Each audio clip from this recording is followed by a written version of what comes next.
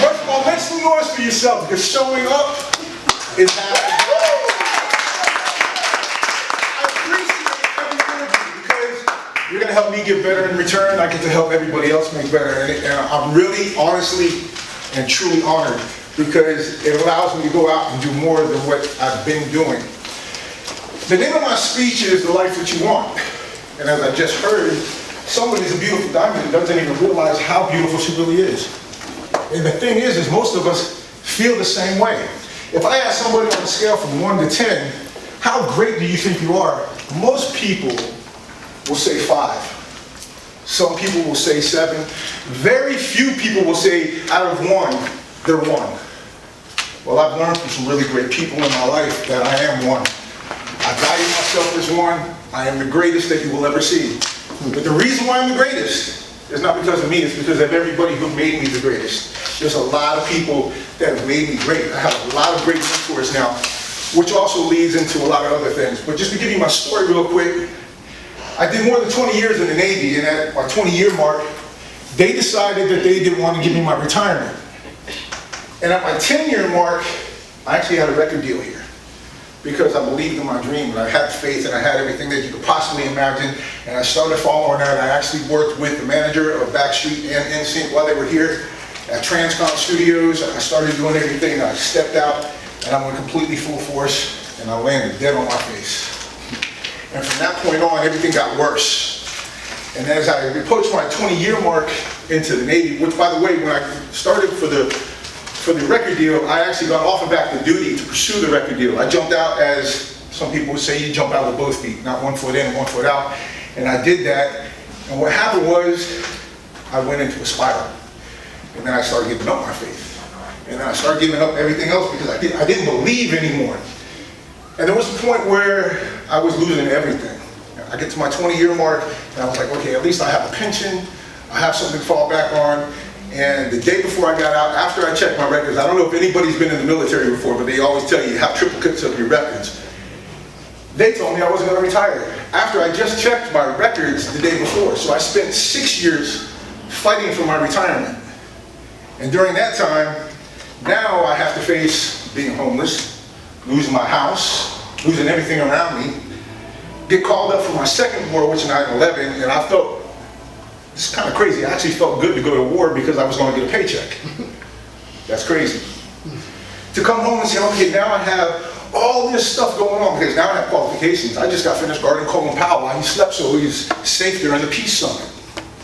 And I have more qualifications than the Chief of Police at Orlando Police Department. And I did all these things, and it got so bad to where everything was being turned against me. And this is the crazy thing. I went to McDonald's, and I couldn't get hired at McDonald's. And I was like, everybody says that if all else fails, go to McDonald's. You get hired at McDonald's. I couldn't even get hired at McDonald's. And it was getting worse. And I was losing everything. I had to go live with my brother, my younger brother, swallow my pride.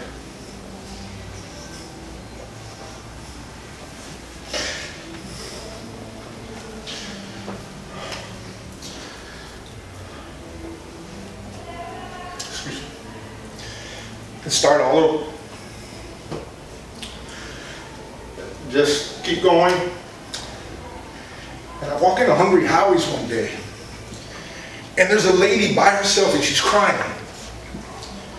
And I said, are you okay? She goes, everybody just walked out. I don't have any employees. I can't deliver the food. I was like, oh, this is my shot. I said, listen, you don't even have to hire me. I'll deliver the pizza. Whatever money I make on tips, I'll keep the money. You don't even have to worry about paying me for the hour. Whatever I make on tips is what I'll make, and I was happy with that. And they said, well, I can't do that. I just fill out the application, come back tomorrow. I come back tomorrow. She goes, I have to have corporate review it. So I'm like, okay, that's another day without money. Now 3 days go by, and I come back.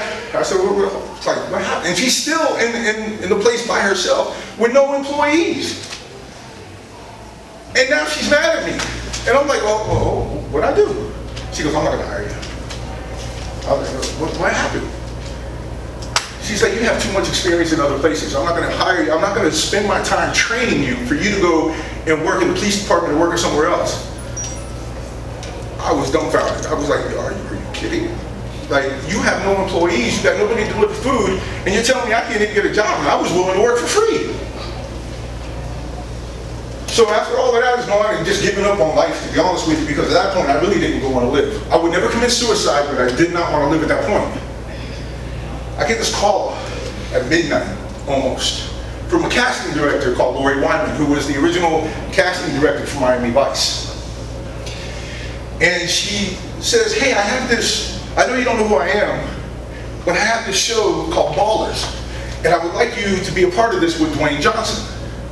I was like, what? I said, well, what kind of camera do you need? Because I have a degree in film and video. And she was like, what are you talking about? Well, to make the long story short, because my time is already starting to run out, is that she wanted me to act playing opposite Dwayne Johnson. I was like, whoa, you gotta be kidding. So just to wrap up my time, because we're already out, and by the way, if you have any questions, I have all kinds of papers and stuff, you can scan it, I'll be able to answer anybody's questions after this. I was just trying to get this out. Is it that with my faith, and a lot of hard work and determination to keep going, even though that I wanted to not live anymore, not only did I get the audition, but I also got the role. And that lady, and another lady who made a phone call, changed my life. And I'm here to let you know that you can do it too. That's why I'm here, because I know that there's people that don't want to live no more. And I'm hoping that not only to inspire, but I can save somebody's life. That's why I'm here. Thank you all.